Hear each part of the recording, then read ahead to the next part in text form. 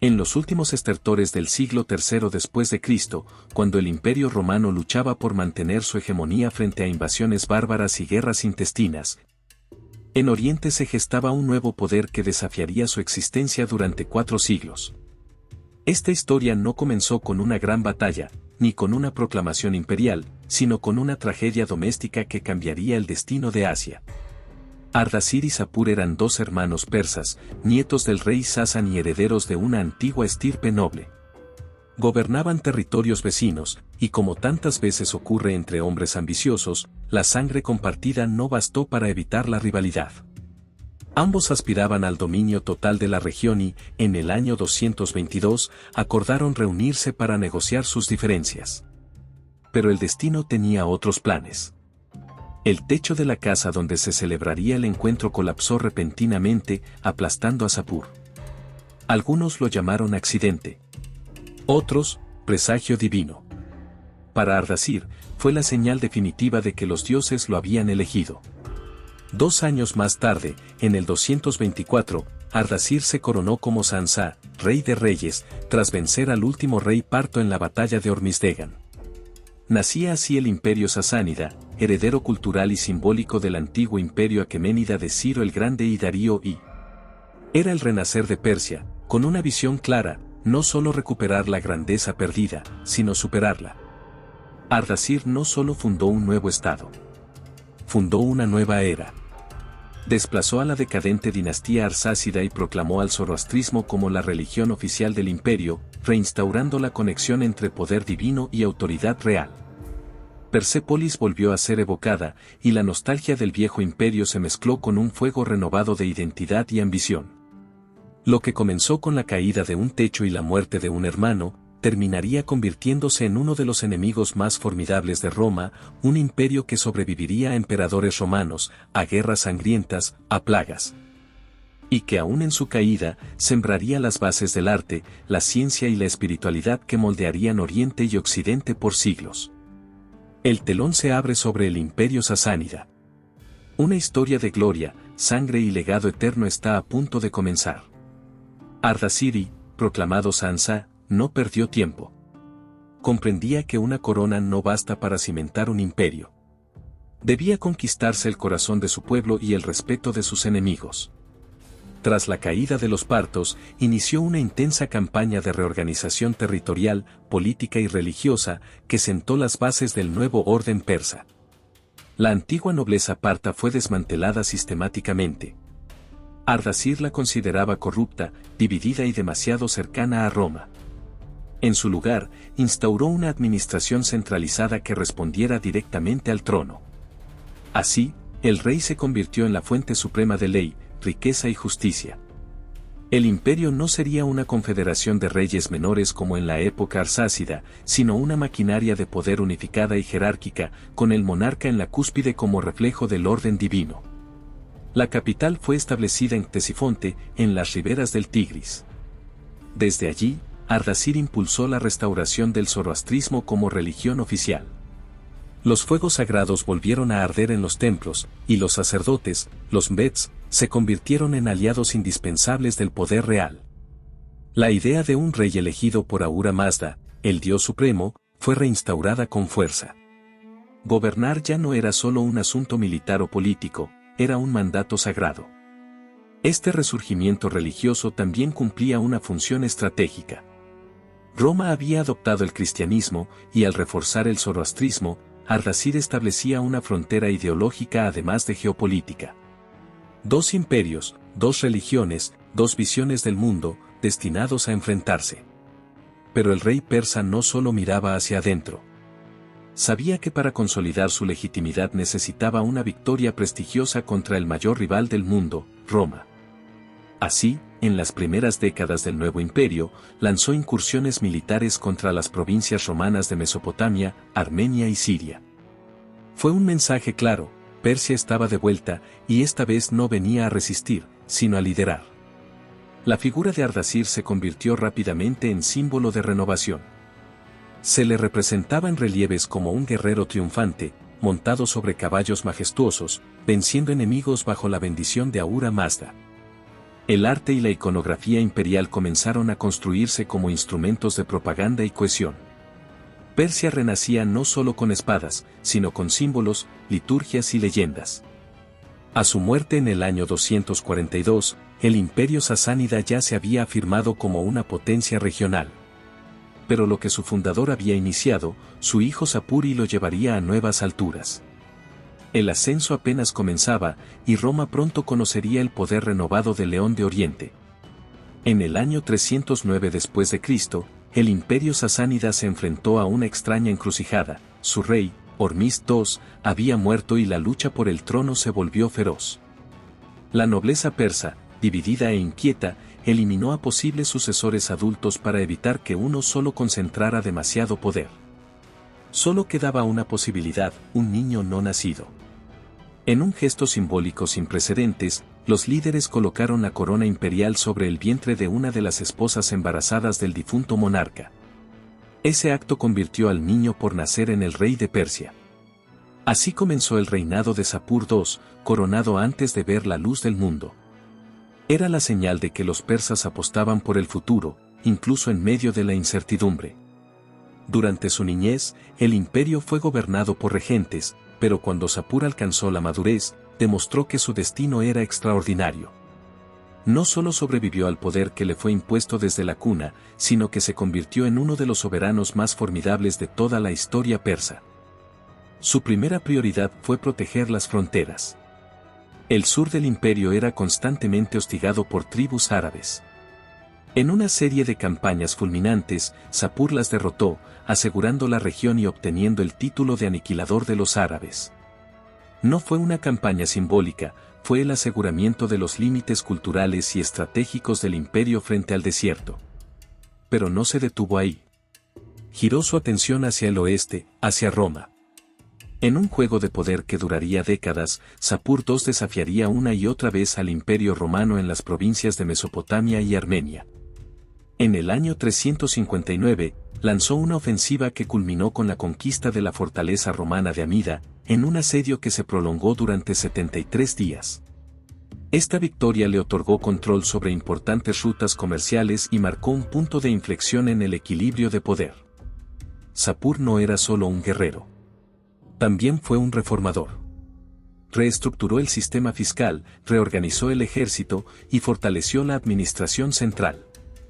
Su reinado, que se extendió por 7 décadas, representó una consolidación del imperio sasánida como una superpotencia cultural y militar.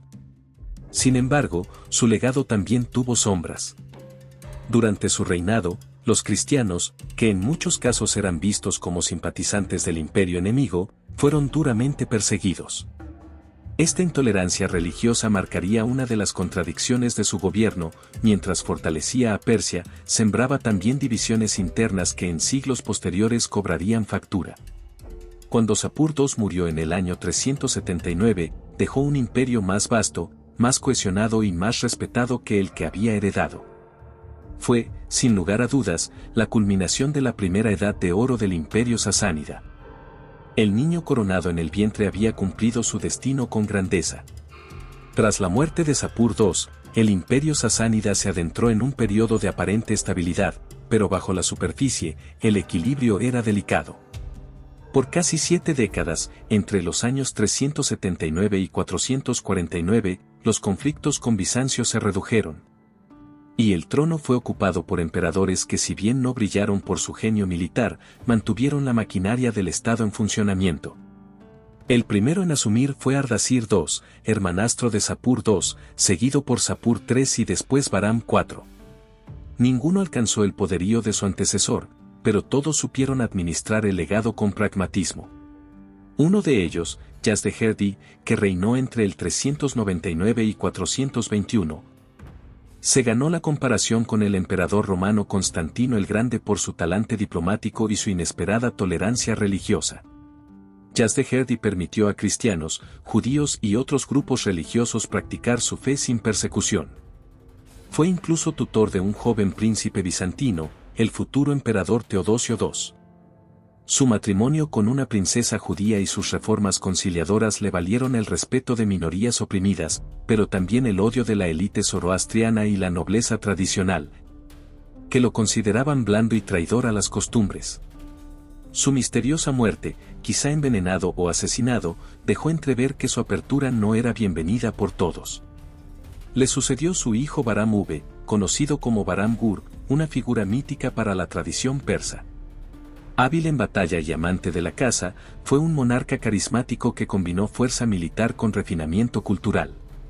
Promovió la poesía, la música y las leyendas épicas que siglos más tarde inspirarían obras como el Sáname. Sin embargo, su gobierno no logró resolver las tensiones sociales estructurales que comenzaban a resquebrajar los cimientos del imperio. A medida que avanzaban los años, las regiones fronterizas como Armenia se convirtieron en campos de ajedrez entre Persia y Bizancio. Las alianzas cambiaban según conveniencia, y la diplomacia se volvió un juego sutil entre obispos, gobernadores y embajadores que defendían sus intereses mientras fingían servir a sus imperios. La nobleza ganaba poder. Los grandes terratenientes, conocidos como los Buzorn, comenzaron a comportarse como señores feudales. Impuestos injustos, favoritismo aristocrático y desigualdad creciente hicieron que el pueblo llano empezara a desconfiar del orden imperial. El Estado seguía funcionando, pero la fragilidad aumentaba. En el trasfondo de este aparente equilibrio, Persia caminaba sobre una cuerda tensa, cada decisión diplomática evitaba un conflicto, pero también erosionaba la autoridad central. El fuego aún no ardía, pero la leña ya estaba apilada. El siguiente gran capítulo del imperio llegaría con un monarca decidido a cambiarlo todo, incluso a costa de incendiar el sistema desde dentro. A finales del siglo V, cuando el imperio sasánida parecía estabilizado pero debilitado por dentro, apareció una figura inesperada que sacudiría los cimientos del orden establecido. Su nombre era Kabad-i, hijo de Peroz-i, y su ascenso al trono en el año 488 marcaría un giro tan revolucionario como conflictivo en la historia persa. Kabad-i no era un emperador tradicional. Si bien fue instalado por la nobleza, pronto dejó claro que su lealtad no estaría con las castas privilegiadas. En un gesto provocador, apoyó a un reformador religioso y social llamado Mazdak, quien predicaba una doctrina que combinaba zoroastrismo con ideas igualitarias, redistribución de tierras, bienes e incluso mujeres. La doctrina de Mazdak era una crítica directa a la aristocracia opulenta y proponía que los ricos compartieran sus excesos con los pobres. Para la élite persa, aquello era inaceptable. No se trataba solo de una amenaza económica, sino de un ataque directo a su poder y estilo de vida. El apoyo de Kabad a Mazdak lo convirtió en el primer emperador en la historia de Persia en intentar implantar lo que podríamos considerar una forma primitiva de socialismo estatal, y lo pagó caro. En el año 496, la nobleza, con el apoyo del clero zoroastriano, depuso a Kabad y lo encerró en la llamada prisión del olvido. En su lugar, colocaron a su hermano Hammasp, un títere más dócil. Pero Kabad no estaba acabado. Logró escapar de su prisión, huyó al este y encontró un inesperado aliado, los temidos hunos blancos, los mismos que en el pasado habían devastado ciudades persas. Con su apoyo militar, Kabad regresó en 498 y reconquistó el trono, derrocando al rey impuesto por la nobleza. Ahora no solo era emperador, sino vengador. Consolidó su autoridad con mano de hierro, recompensó a sus aliados y castigó a quienes lo habían traicionado. Su segundo mandato fue mucho más pragmático, si bien no abandonó del todo a Mazdak, moderó su discurso para mantener el equilibrio. Durante este periodo, el imperio sasánida vivió un resurgimiento militar. Kabad fortaleció el ejército con nuevas levas, reorganizó los tributos y retomó el control de regiones estratégicas como Armenia y la ribera del Tigris. Pero la tensión con Bizancio creció. Roma miraba con recelo esta Persia renovada y radical. Kabad gobernó hasta su muerte en 531. Su legado fue ambivalente. Por un lado, fue el emperador que desafió el orden aristocrático y revitalizó el imperio militarmente. Por otro, su alianza con Mazdak encendió el odio de la nobleza, que no olvidaría ni perdonaría esa afrenta. Pero si Kabad fue el rebelde, su hijo sería el constructor. porque a su muerte le sucedió uno de los emperadores más legendarios de toda la historia de Irán, Khosrov y Anushirvan, el Justo. Cuando Qabadi murió en el año 531, el imperio sasánida estaba fortalecido, pero aún convulsionado por las tensiones sociales y religiosas que su padre había desatado. En ese escenario complejo, ascendió al trono su hijo Khosrov y Anushirvan, cuyo sobrenombre, el de alma inmortal o el de inmortal espíritu, no era un simple adorno. Durante casi 5 décadas, este emperador marcaría el pináculo de la civilización sasánida. Khosrov fue, ante todo, un reformador. Aprendiendo de los errores de su padre, desarticuló con firmeza el movimiento mazdaquita sin caer en una purga indiscriminada. Mandó ejecutar a Mazdak, su líder espiritual, pero luego canalizó el descontento social en reformas concretas. Modernizó el sistema tributario, organizándolo de manera más justa y eficiente, asignando impuestos según la riqueza y la productividad de cada región. Esto fortaleció las finanzas del imperio sin ahogar al campesinado. En lo militar, reorganizó el ejército. Por primera vez, la caballería pesada imperial sería pagada directamente por el Estado, lo que redujo la dependencia de los señores feudales y aumentó la lealtad de las tropas al emperador. Así nació la poderosa fuerza de los Asuaran, los temibles jinetes de élite persas. Khosrov también consolidó la burocracia, instaurando un sistema meritocrático que colocaba a los más capacitados en cargos administrativos, sin importar su origen noble. Estas reformas permitieron al imperio funcionar con mayor cohesión y eficacia. Pero su genio no se detuvo en lo político o militar. Fue un mecenas de la cultura.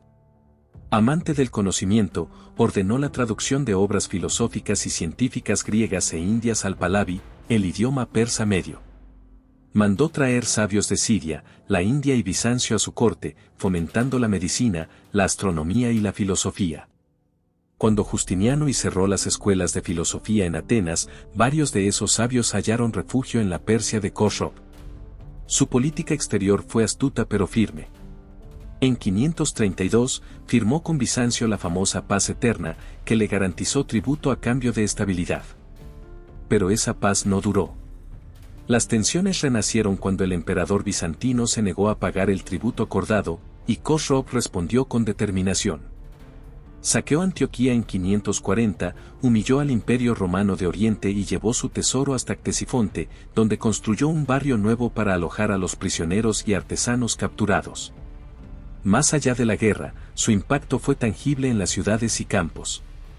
Reconstruyó los sistemas de riego, restauró granjas arrasadas por conflictos anteriores y fundó nuevas ciudades. Su capital, Ctesifonte, floreció como centro comercial, artístico e intelectual. Bajo su reinado, la región disfrutó de una prosperidad y estabilidad sin precedentes que muchos historiadores consideran la auténtica edad de oro de Persia. Religiosamente, se mantuvo fiel al zoroastrismo pero no impuso una intolerancia ciega. Aunque consolidó su papel como defensor de la fe oficial, permitió cierto grado de pluralismo. Uno de sus propios hijos se convirtió al cristianismo y el emperador no lo castigó. Cuando Khosrov murió en el año 579, dejó un legado de equilibrio, innovación y esplendor. Persia no solo era una potencia militar, sino un faro de civilización. Su reinado se convirtió en un mito, y generaciones posteriores lo recordaron como el modelo del monarca sabio, justo y visionario. Pero los días de grandeza no durarían para siempre. Su hijo y sucesores heredarían un imperio fuerte, sí, pero también los primeros vientos de un huracán que aún no podían imaginar. Cuando Khosrov murió en 579, el imperio sasánida estaba en su punto más alto, fuerte, estable y respetado. Su hijo Hormizd IV heredó ese poder, pero no su sabiduría. Su gobierno, entre 579 y 590, estuvo marcado por tensiones internas con la nobleza y el ejército, lo que debilitó la cohesión lograda por su padre. Tras su asesinato en una conspiración cortesana, el poder pasó a manos de un nuevo y ambicioso emperador, Khosrov II Parviz, nieto del gran Khosrov I. El ascenso de Khosrov II no fue tranquilo. Enfrentó una rebelión militar y tuvo que recurrir al apoyo del emperador bizantino Mauricio para recuperar el trono. Esta alianza inicial con Bizancio le devolvió el trono en 591, pero la paz no duraría mucho. La oportunidad llegó cuando Bizancio se sumió en el caos. Mauricio fue derrocado y ejecutado por el general Focas en un golpe de estado que indignó a Khosrov II. El emperador persa aprovechó este hecho como pretexto para lanzar la mayor campaña militar en la historia del imperio sasánida. Era la hora de vengar a su benefactor y de cobrarse viejas cuentas con Roma. Las legiones persas avanzaron con furia. En pocos años, conquistaron Damasco, Jerusalén y Egipto. Incluso llegaron a las puertas de Constantinopla, sitiando la capital del Imperio Bizantino en el año 626. Fue un momento apocalíptico, los dos imperios más poderosos de la antigüedad tardía enfrentándose en una guerra total, sin cuartel. Sin embargo, los muros de Constantinopla resistieron. Y desde la retaguardia, emergió el nuevo emperador romano, Heraclio. Este líder inesperado emprendió una maniobra brillante. Mientras los persas sitiaban su capital, él navegó por el Mar Negro, cruzó Anatolia y atacó directamente el corazón del imperio sasánida. No solo infligió daños materiales, sino que sembró la paranoia dentro del aparato militar y político persa. Espías bizantinos difundieron rumores de traición y las tensiones internas no tardaron en estallar. El general Sarbaraz, uno de los mejores comandantes sasánidas, se sintió traicionado por Khosrov II tras leer cartas falsificadas donde supuestamente se planeaba su asesinato. En represalia, paralizó sus ejércitos. A esto se sumó la muerte inesperada de Zayn, otro general clave que había dirigido campañas exitosas en Anatolia. Privado de sus pilares militares y con Heraclio golpeando en el corazón de Mesopotamia, el imperio comenzó a desmoronarse. En el año 627, en la batalla de Nínive, Heraclio logró una victoria aplastante.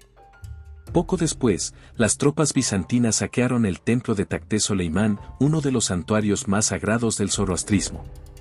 En medio del colapso, Khosrov II fue depuesto y ejecutado en 628 por su propio hijo.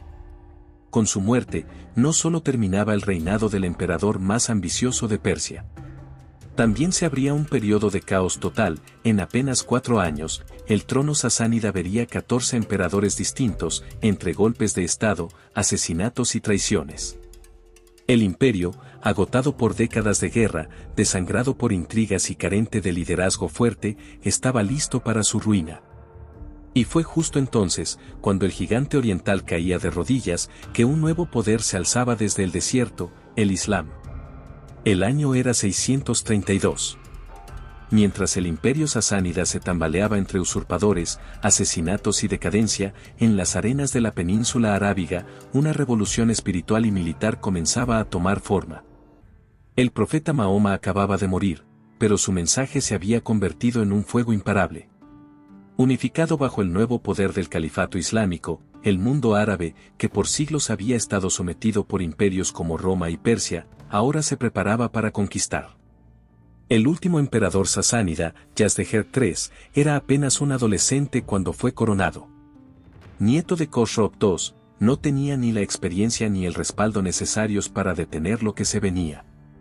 El imperio estaba desangrado, dividido y moralmente exhausto. Sus provincias estaban plagadas de abusos, corrupción y resentimiento. Las clases bajas, asfixiadas por los impuestos, ya no veían en la nobleza un símbolo de unidad, sino de opresión. Los árabes atacaron primero en las fronteras del Irak actual. Aunque los persas resistieron y obtuvieron una victoria inicial en la batalla del puente en 634, aquello fue apenas una ilusión de fuerza. El califa Umar ibn al-Khattab, suegro de Mahoma, reorganizó a los musulmanes bajo el mando de Khalid ibn al-Walid, conocido como la Espada de Dios, uno de los estrategas más formidables de la historia. En 637, en la legendaria batalla de Al-Qadisiyah, las tropas musulmanas se enfrentaron a los persas en uno de los combates más decisivos de la historia antigua. A pesar de la caballería pesada de los sasánidas y sus elefantes de guerra, el ejército persa fue derrotado. El impacto fue devastador. Los musulmanes tomaron Ctesifonte, la capital del imperio, apenas meses después. Aún así, Yazdejerd III no se rindió. Huyó hacia el este, buscando reorganizar una resistencia desde las provincias remotas. Durante años intentó formar alianzas con pueblos locales, envió embajadas a China, buscó cualquier asidero para reconquistar su tierra, pero todo fue en vano. En el año 642, los musulmanes volvieron a vencer en la batalla de Nahband, sellando la caída definitiva del ejército sasánida. Y en 651, mientras vagaba sin rumbo, Yazdegerd III fue asesinado en Merv, no por un general enemigo, sino por un molinero local. No hubo mártir, ni batalla final, ni gesto heroico. Solo el silencio, la huida y la traición. Así cayó el imperio sasánida. No ante un ejército más numeroso, sino ante un enemigo más joven, más cohesionado, más inspirado. La invasión islámica no solo fue militar, fue espiritual, cultural y política. En cuestión de décadas, el zoroastrismo, religión de reyes y filósofos, sería sustituido por el Islam como nueva fe dominante en la región. Pero no todos se rindieron. Algunos nobles, sacerdotes y familias influyentes escaparon a la India, donde fundaron la comunidad parsi, que aún hoy conserva viva la llama del zoroastrismo. Ellos llevaron con ellos no solo su religión, sino también fragmentos del arte, la ciencia y el alma de Persia. La caída del imperio sasánida no fue solo el final de una dinastía. Fue el ocaso de un mundo antiguo, el fin de una era donde Persia fue imperio, faro, rival de Roma y creadora de una civilización espléndida. Lo que vino después sería distinto, pero nunca igual. Aunque el imperio sasánida desapareció bajo la presión de los ejércitos islámicos, su herencia no fue destruida. Por el contrario, permeó las civilizaciones que vinieron después. Fue como un río subterráneo, invisible en la superficie, pero siempre fluyendo, alimentando nuevas ideas, estilos, religiones y sistemas. En lo político y administrativo, el modelo de gobierno centralizado, con provincias organizadas, impuestos sistemáticos y un cuerpo de funcionarios formados, inspiró al califato abasí, que más tarde heredaría Bagdad. Incluso los emperadores musulmanes adoptaron títulos y rituales sasánidas, como la ceremonia del trono, el uso de diademas y la veneración del monarca como figura sagrada. En el ámbito intelectual, los sasánidas habían fundado centros de estudio donde sabios griegos, sirios, indios y persas se encontraban. Fue gracias a ellos que textos de Platón, Aristóteles y Galeno sobrevivieron traducidos al medio persa y luego al árabe, salvando la filosofía griega del olvido durante la Edad Media europea. En el arte, la huella fue aún más profunda. El arte islámico, con sus cúpulas majestuosas, tapices intrincados, caligrafía y jardines simétricos, debe mucho a los diseños y estéticas sasánidas. El majestuoso arco de Ctesifonte, el uso del mosaico, la geometría arquitectónica, la opulencia en textiles, todo eso se convirtió en una base para la cultura visual del mundo musulmán. Incluso en Occidente, ecos del imperio sasánida alcanzaron lugares insospechados. Las alfombras persas decoraron palacios europeos, mientras que algunos santos cristianos fueron vestidos con ropajes de seda elaborados en telares sasánidas. La leyenda de su refinamiento llegó tan lejos como la Francia merovingia. Y en la religión, aunque el zoroastrismo fue eclipsado por el Islam, su cosmovisión dual, la eterna lucha entre el bien y el mal, la recompensa tras la muerte, el juicio final, influyó indirectamente en el cristianismo, el judaísmo tardío y el Islam. El fuego sagrado, el respeto por la naturaleza, la ética de la palabra dada, ideas ancestrales que siguen vivas. Hoy, cuando recordamos al imperio sasánida, no solo vemos un enemigo formidable de Roma. Vemos una civilización que desafió el tiempo, que resistió siglos de guerra y que, incluso en su caída, sembró ideas que florecerían en otros mundos.